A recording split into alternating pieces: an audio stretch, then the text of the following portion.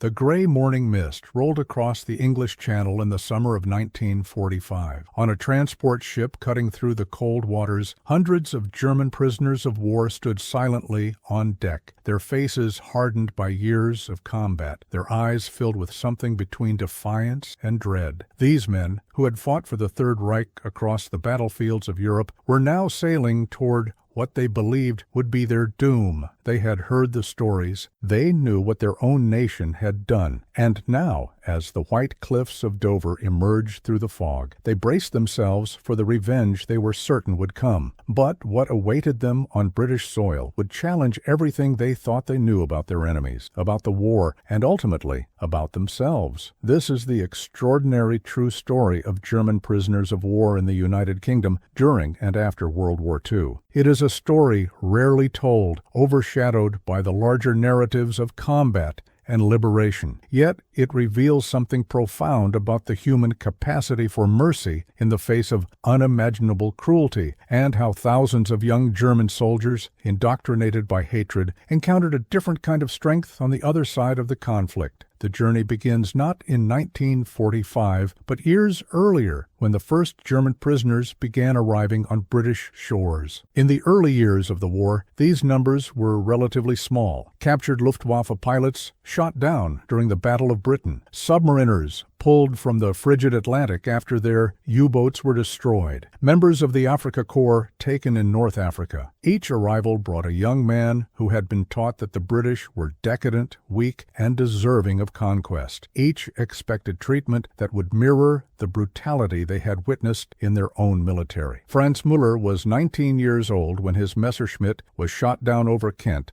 in September of 1940. His parachute carried him down into a farmer's field, where he landed hard, his ankle twisted beneath him. As he struggled with his harness, certain that an angry mob would descend upon him, he heard footsteps approaching through the wheat. An elderly farmer emerged, shotgun in hand. Franz raised his arms, preparing for the end. Instead, the farmer lowered his weapon, called out to his wife, and within minutes, Franz found himself sitting in their kitchen while the farmer's wife wrapped his ankle and offered him tea. The confusion on Franz's face was absolute. He spoke almost no English, but the kindness required no translation.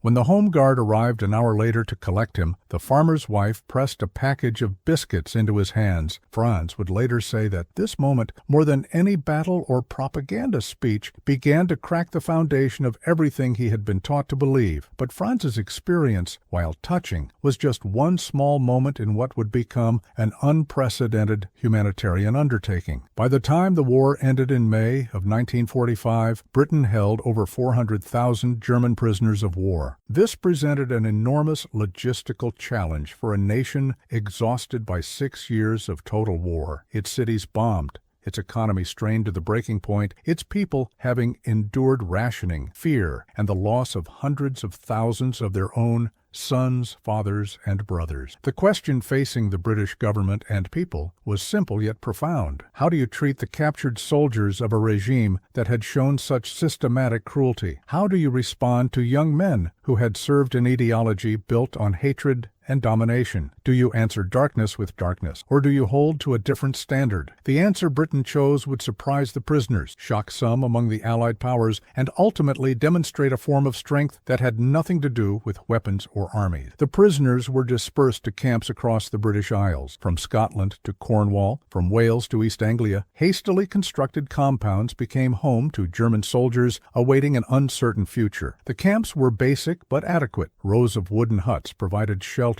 Barbed wire fences marked the boundaries. Guard towers stood at the corners. But inside these camps, something unexpected began to take shape. The prisoners were provided with the same rations as British soldiers. In a nation where civilians endured strict rationing, where butter, meat, and sugar were precious commodities, this decision was not without controversy. Some British citizens, particularly those who had lost loved ones in the bombing raids or on the battlefields, questioned why enemy soldiers should eat as well as their own troops, yet the policy held. The Geneva Convention was followed scrupulously, even when Germany's treatment of Allied prisoners often fell far short of international standards. Klaus Hartmann arrived at a camp in Yorkshire in the autumn of 1945. At 23, he had served in the Wehrmacht since 1941, fighting across the Eastern Front before being captured during the final collapse of German forces. His journey to Britain had been marked by fear. He had seen the devastation wreaked upon Soviet territories, had heard the stories of what happened to German prisoners in Russian hands. He expected similar treatment in Britain. Instead,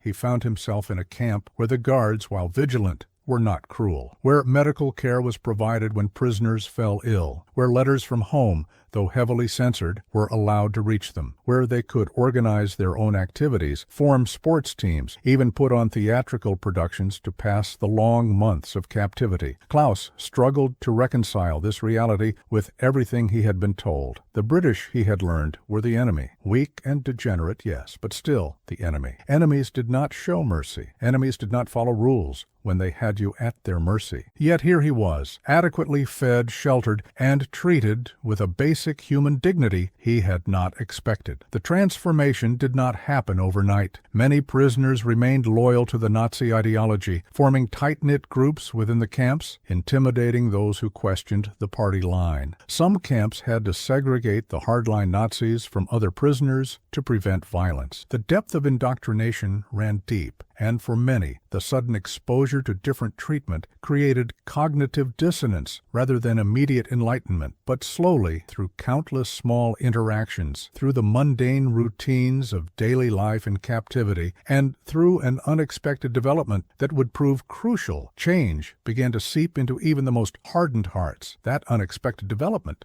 was work. As the war ended, Britain faced a severe labor shortage. Hundreds of thousands of British men were still overseas with the military. Cities needed rebuilding. Farms needed tending. Infrastructure required repair. The decision was made to employ German prisoners of war in civilian work details, under supervision, but in direct contact with the British public. This could have gone catastrophically wrong. The potential for violence, for escape attempts, for civilian unrest was enormous. Instead, something remarkable happened. On farms across Britain, German prisoners worked alongside British farmers and their families. In forests, they helped with timber operations vital to reconstruction. In towns, they cleared bomb damage and helped rebuild what the Luftwaffe had destroyed. And in these everyday interactions, in the shared labor and casual conversations, barriers began to fall. Wilhelm Schneider was a farmer's son from Bavaria. At 26, he had spent 4 years in the Wehrmacht before being captured in Normandy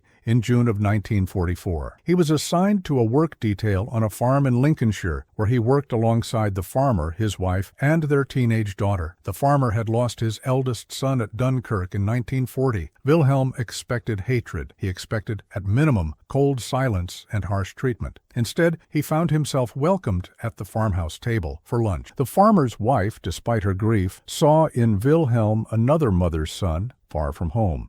She asked about his family, showed him photographs of her son, shared her pain, and in sharing, created a space for him to acknowledge his own. The farmer himself was taciturn, as many men of that generation were, but he was fair. He taught Wilhelm British farming techniques, corrected his English gently, paid him the small wage that prisoners were entitled to for their labor. And one evening, after a long day of harvesting, he poured Wilhelm a glass of cider and said simply, "War is a terrible thing, lad. We all pay its price." Those words, spoken by a man who had every reason for bitterness, reached something deep in Wilhelm's soul. He began to see for the first time that the British were not the caricatures he had been taught to despise. They were people, people who had suffered, people who had lost, people who, despite having every justification for cruelty, chose something different. Stories like Wilhelm's multiplied across Britain. In Scotland, German prisoners helped repair roads damaged by harsh winters. In Wales, they worked in coal mines and forestry. In southern England, they cleared unexploded ordnance from beaches, dangerous work that saved British lives. And everywhere they worked, small human connections formed. A German prisoner named Ernst Weber, working on a farm in Devon, became friends with an elderly British veteran of the First World War. The two men, former enemies in one conflict and now thrown together in the aftermath of another, found common ground in their shared experience of war's horror. They would sit together during lunch breaks, often in companionable silence. Two men who had seen too much to hold on to hatred. Not every interaction was positive. There were British civilians who refused to acknowledge the prisoners, who saw only the uniform and remembered only the pain. There were prisoners who remained defiant, who scorned the kindness shown to them as weakness, who clung to the ideology that had led them into war. The transformation was neither universal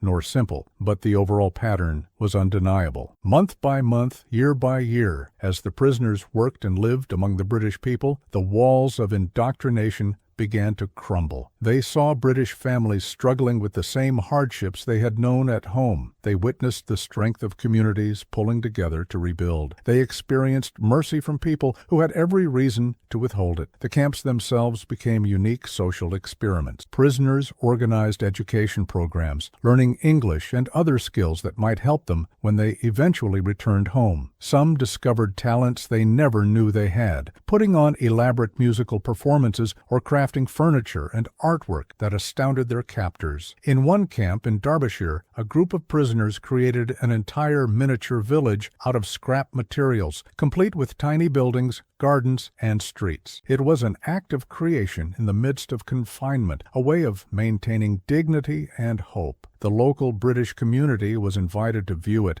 and what had begun as curiosity evolved into genuine appreciation for the skill and artistry on display. Religious services became another point of unexpected connection. German prisoners, many of whom were Catholic or Lutheran, were allowed to practice their faith. British clergy visited the camps, offering spiritual guidance that transcended national boundaries. In the shared language of faith, in the common acknowledgement of human frailty and the need for grace, former enemies found themselves praying side by side. But perhaps the most powerful force for change was the simple passage of time and the human need for connection. Young men, many still in their late teens and early 20s, were far from home for years. Letters from Germany brought news of devastation, of cities in ruins, of families struggling to survive in the chaos of post-war Germany. The prisoners worried about their mothers, their siblings, their sweethearts, and British families, seeing this worry, recognized the universal nature of love and concern. A German prisoner named Hans, working on a farm in Somerset, received news that his mother's home in Hamburg had been destroyed in the bombing. He was devastated, not knowing if she had survived. The farmer's wife, witnessing his anguish, wrote to the Red Cross on his behalf, helping him track down information.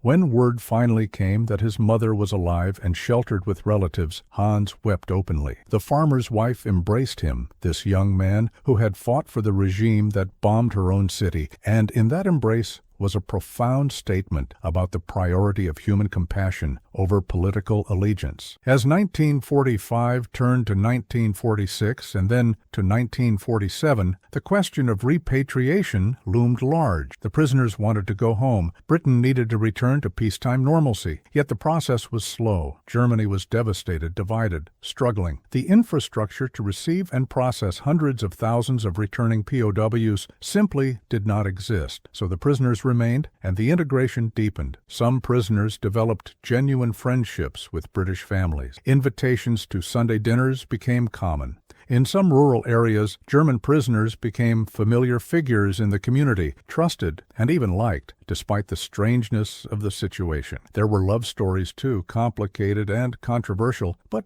undeniably real. Young German prisoners and British women found connection in a world turned upside down. These relationships were frowned upon by many, seen as betrayals or failures of loyalty. But love, as always, found a way to bloom even in the most unlikely soil. Friedrich, a prisoner working in a market town in East Anglia, met a British woman named Mary at a church social that prisoners were occasionally allowed to attend under supervision. She was a widow, her husband having perished in the North Atlantic, when his destroyer was torpedoed. He was a former soldier of the regime that had taken her husband from her. The impossibility of their connection was obvious to everyone, including themselves. Yet they talked and talked again, and slowly, carefully, a friendship formed that grew into something more. When Friedrich was finally repatriated to Germany in 1948, they wrote to each other for 2 years before Mary made the difficult decision to join him in Germany. Her own family was scandalized. The British community was shocked. But Mary had found in Friedrich something she thought lost forever, the possibility of hope and new beginnings. Their story was one of hundreds, small human dramas playing out against the backdrop of historical upheaval. The education programs in the camps took on new significance as repatriation approached. British authorities implemented what was called re-education, programs designed to introduce democratic values and counter Nazi ideology. Films were shown depicting the concentration camps, the full horror of what had been done in Germany's name. These screenings were profoundly traumatic for many prisoners. Some refused to believe what they saw, convinced it was Allied propaganda. Others were genuinely shocked, having been unaware of the full extent of the atrocities. Still others had known or suspected and now had to confront their own complicity, however passive. The screenings forced a moral reckoning that could not be avoided. A prisoner named Otto, who had been a teacher before the war, sat through the footage of Belsen and Auschwitz with tears streaming down his face. He had not personally participated in the genocide,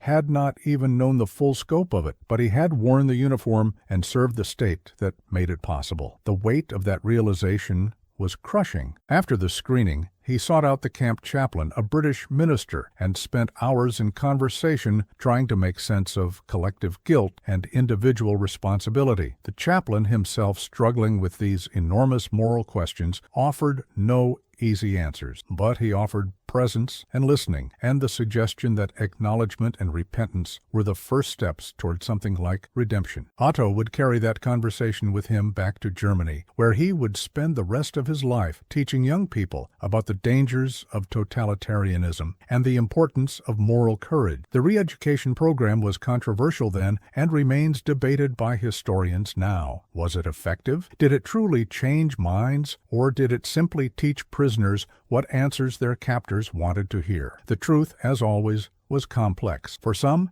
it was transformative. For others, it was an exercise in compliance. But combined with the daily experiences of mercy and fairness, it contributed to a broader shift in perspective for many. By 1948, the repatriations were happening in earnest. Thousands of prisoners boarded ships and trains, heading back to a homeland many barely recognized. Germany was divided, its cities still largely in ruins, its economy shattered, its society grappling with the enormity of what had happened. The returning prisoners brought with them their experiences in Britain, their changed perspectives, their complicated feelings. Many struggled to articulate what they had learned. How do you explain to people who have lost everything, who are hungry and homeless, that the enemy showed you kindness? How do you process the cognitive dissonance of having been treated better by your captors than your own government had treated others? But the seeds planted in Britain took root in post-war Germany. Former prisoners became advocates for democracy, for international cooperation, for a new Germany that would never again descend into the darkness of fascism. They spoke in schools and community centers, sharing their experiences, arguing for reconciliation over revenge. Wilhelm Schneider returned to Bavaria and eventually took over a farm. He maintained correspondence with the Lincolnshire farmer's family for decades. When he had children of his own, he told them stories about the British family who showed him kindness when he deserved only contempt. He taught them that strength is not found in hatred, but in the ability to extend mercy even when you have been wronged. Franz Müller, the young pilot who had been shot down over Kent, became a teacher in post-war Germany. He spoke often of the farmer and his wife who bandaged his ankle and gave him tea. That simple act of human decency, he said, saved not just his body but his soul. It gave him a model of how to live, a proof that even in the midst of terrible conflict, individual acts of compassion matter. Not all the stories had such clearly positive endings. Some prisoners returned to Germany hardened by their experiences, bitter about the years lost, unable or unwilling to see the mercy that had been extended. Some struggled with post-traumatic stress, their minds minds scarred by combat and captivity. Some found that the Germany they returned to was so changed, so broken, that they felt like strangers in their own land. But the overall legacy of Britain's treatment of German POWs stands as a remarkable chapter in the history of warfare. In a conflict marked by unprecedented brutality, in a war that saw genocide and total warfare, one nation chose to adhere to principles of human dignity even toward enemy combatants. This was not naive or weak. It was, in fact, an exercise of profound strength. The British people, who had endured the Blitz, who had lost loved ones, who had every right to demand revenge, chose a different path. This choice was not unanimous, and it was not easy. There were heated debates in Parliament about the cost of maintaining the camps, about whether prisoners deserved such treatment. There were angry letters to newspapers questioning why enemy soldiers ate,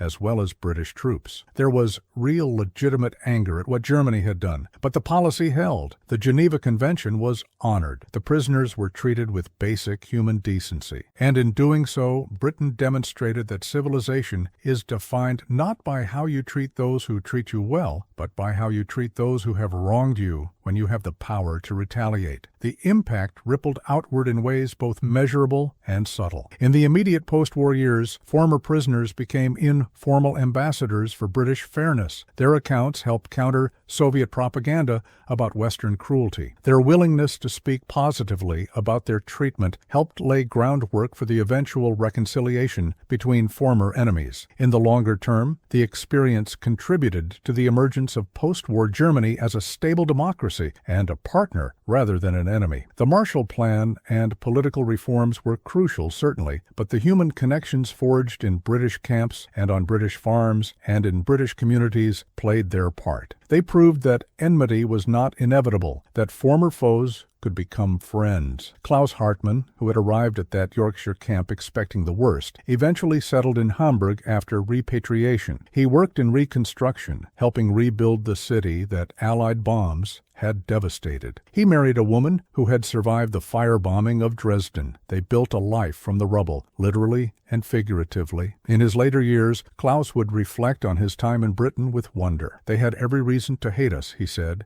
in an interview conducted in the 1980s. "We had bombed their cities, taken their sons, and yet they gave us food. They gave us work. They gave us dignity. I learned more about humanity in that camp than in all my years before. I learned that mercy is not weakness. It is the highest form of strength." The camps themselves, those temporary settlements that had housed hundreds of thousands, were gradually dismantled. The land returned to farms and fields. The huts were torn down or repurposed. Physical traces of that remarkable period faded, but the memories remained, preserved in letters, in photographs, in the stories families told their children and grandchildren.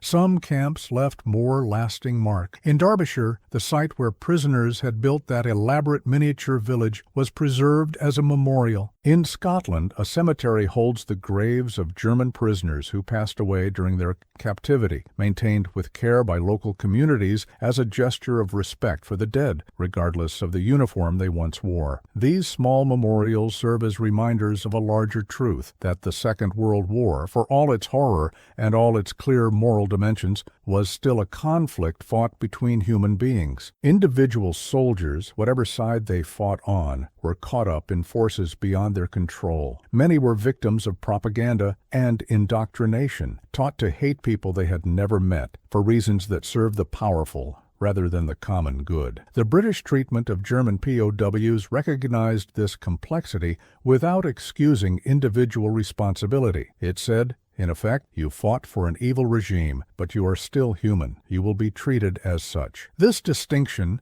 between condemning an ideology and recognizing the humanity of individuals caught up in it is difficult to maintain, especially when emotions run high and pain is fresh. That Britain largely succeeded in maintaining it is testament to the strength of its institutions and the character of its people. The legacy extends even into our current time. In an era marked by deep political divisions, by conflicts where dehumanization of the other side is common currency, the story of German POWs in Britain offers a counter-narrative. It suggests that even in the darkest times, even against enemies who have done terrible things, it is possible to maintain moral standards, that doing so is not naive, but wise, that mercy, far from being weakness, can be a transformative force. The young men who arrived on British shores expecting revenge but finding mercy went on to build families, careers, and lives. Their children and grandchildren lived throughout Europe and beyond, many of them aware of their grandfather's or great-grandfather's story, shaped by it and in ways subtle and profound. In Germany today,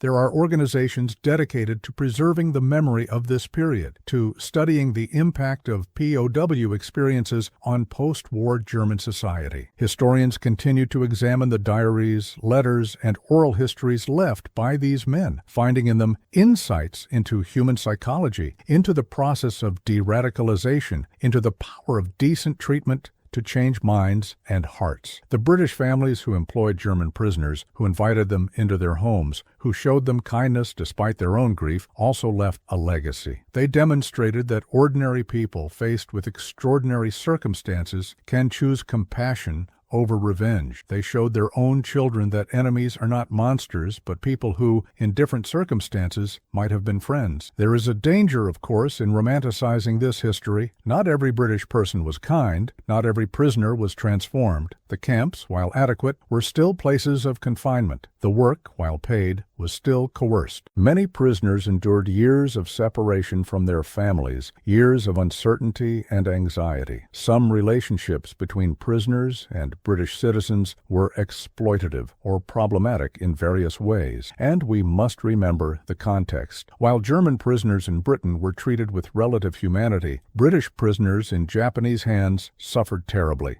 Allied prisoners in German camps faced varying conditions, often harsh, sometimes deadly. The Holocaust, the systematic extermination of 6 million Jews and millions of others, was perpetrated by the regime these prisoners had served. Any discussion of mercy toward German POWs must be balanced against the recognition of the immense suffering caused by Nazi Germany. Yet acknowledging these hard truths does not diminish the significance of Britain's choice. If anything, it makes it more remarkable. In the face of enormous evil, in the midst of justified rage and grief, the decision to maintain humane standards for enemy prisoners represented a commitment to principles over passion, to law over vengeance. It said something profound about what Britain believed itself to be fighting for. If the war was about civilization versus barbarism, about human dignity versus totalitarian cruelty, then how Britain treated those in its power mattered. It was a test of its own values, and by and large it passed that test. The individual stories, the thousands upon thousands of small human interactions, tell a larger story about the possibility of reconciliation. Wilhelm